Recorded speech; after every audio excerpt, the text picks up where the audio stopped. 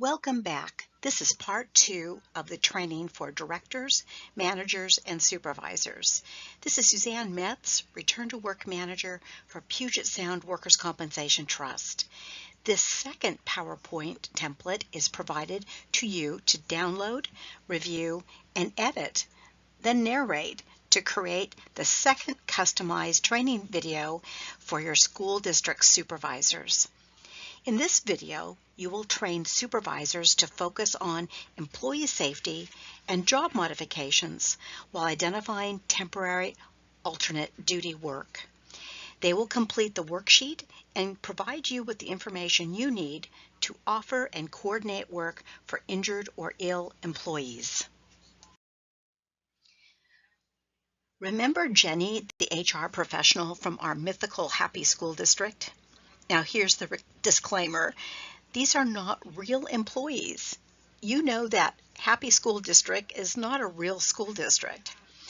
In this presentation, I've used random photos I found on the internet. If you want to take the extra time and take photos of your employees, they will probably watch this presentation with enthusiasm and increased attention. You'll see how easy it is in this video to train your district supervisors to identify and provide you with temporary transitional duty and bring injured or employees back to work. I will assume Jenny's role now as narrator and will look at examples from the Happy School District's custodial manager, John Bentley. Welcome back. This is part 2 of the training for directors, managers, and supervisors.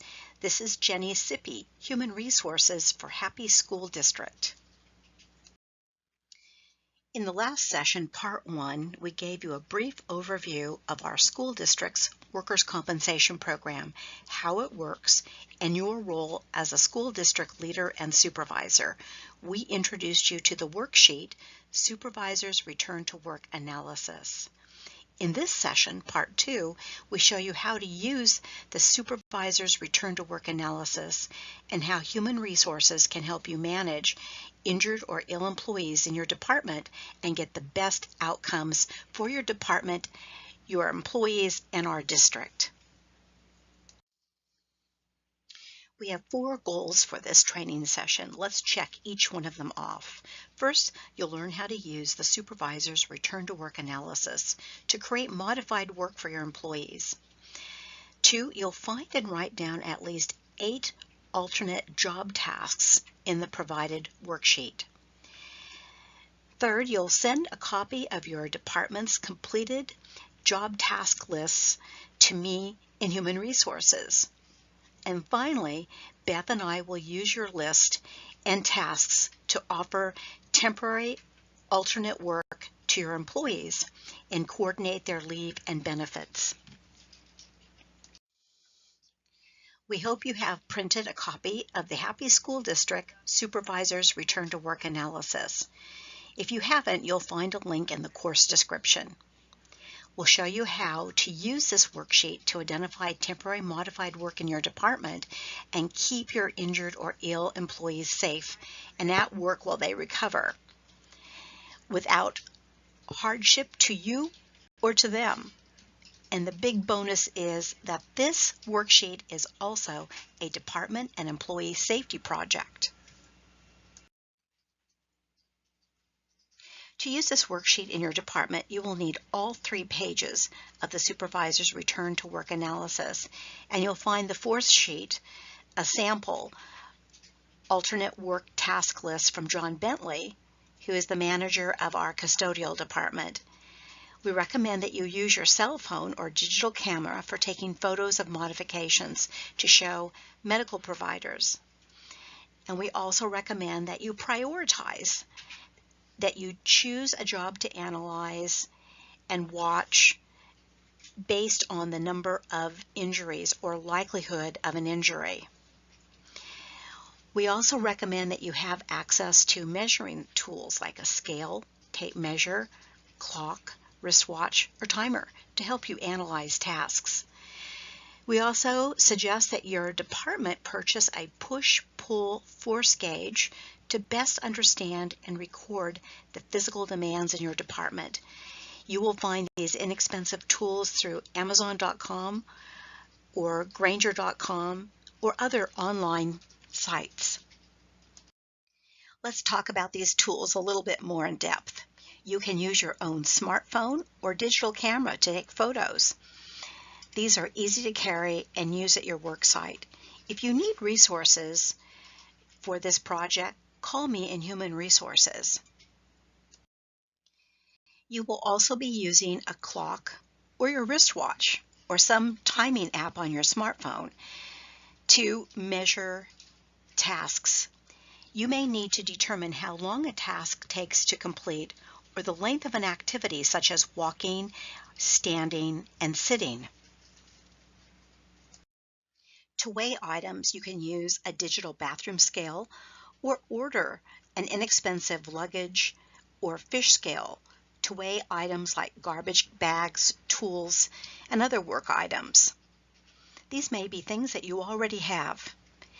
All of the scales that you see shown in this slide cost less than $75, have digital displays, and are easy to use. You may also need a measuring tape to measure distances or to make on-the-spot adjustments to workstations or other work areas.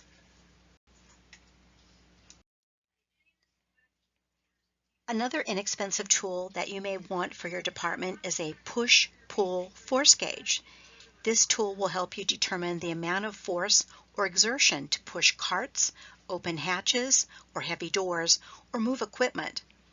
You may ask your loss control consultant or risk consultant for recommendations for a push-pull force gauge for your department. Now that you know what you need to start, we'll show you how easy it is to use the Supervisor's Return to Work analysis to keep your employees safe and productive. Step 1. Watch your employees work, write down what they do on the worksheet, and take photos or videos of them working. You can use the photos and videos in a staff meeting to work on this project as a team and engage your employees in the work or job analysis.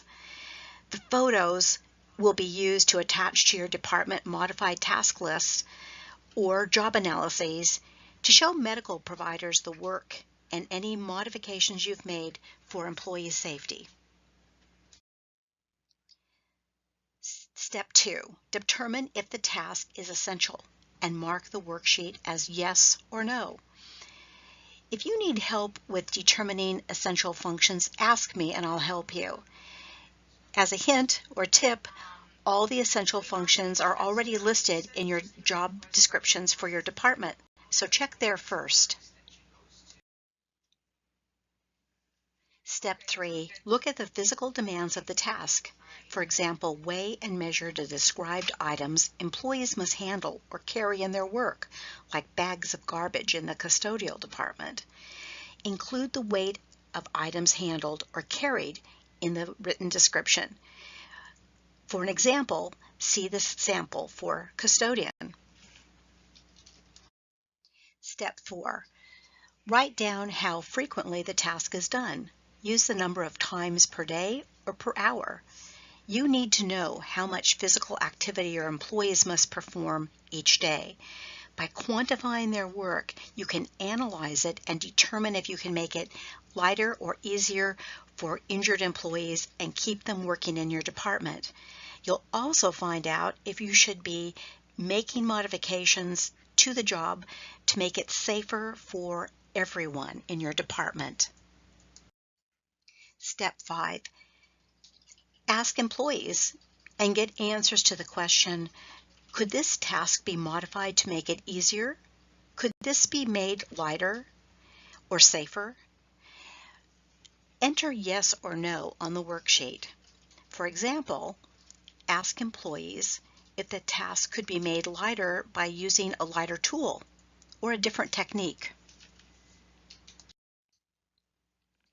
Step 6. Write down how the task could be modified to make it less demanding. Verify or find new modifications through discussion with your employees who perform the task or the work. Here are some examples of how your employees can help. For instance, your employees can help each other by working in teams.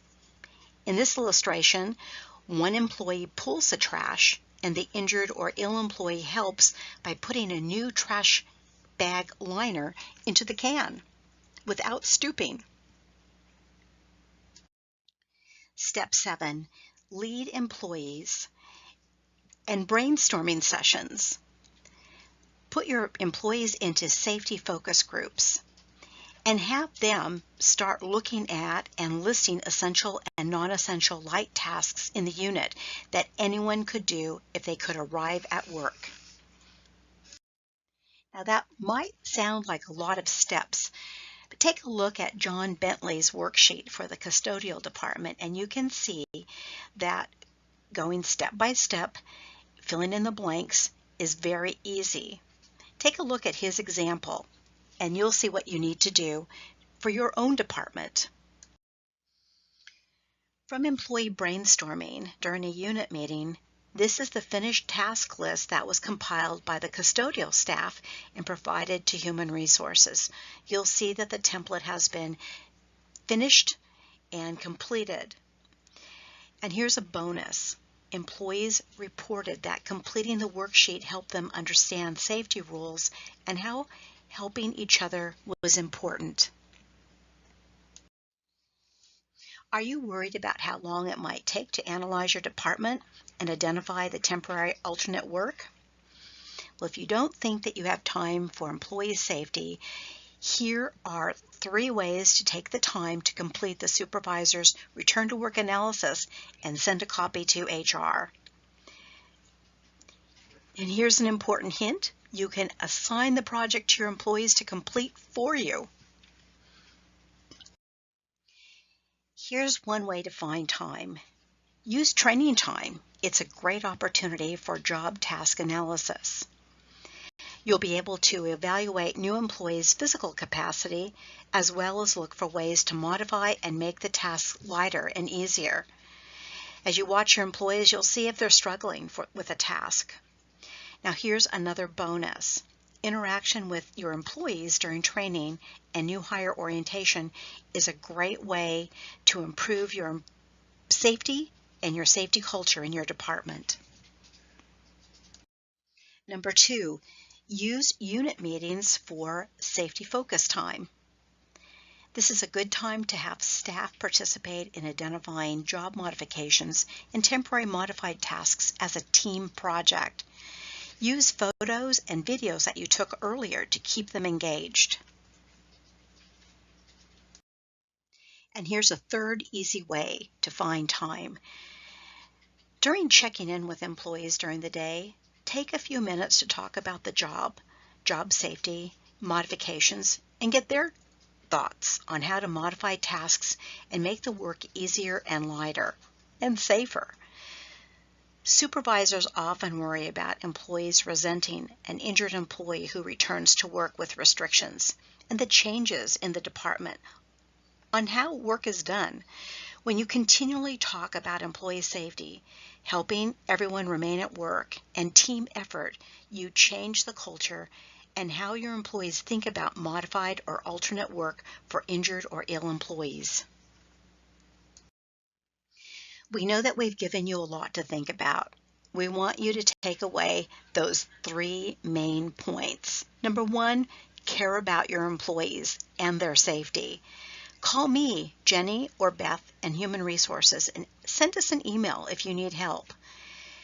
Number 3, use the supervisor's return to work analysis to involve and engage your employees in making work better, safer, and bring and keep employees at work.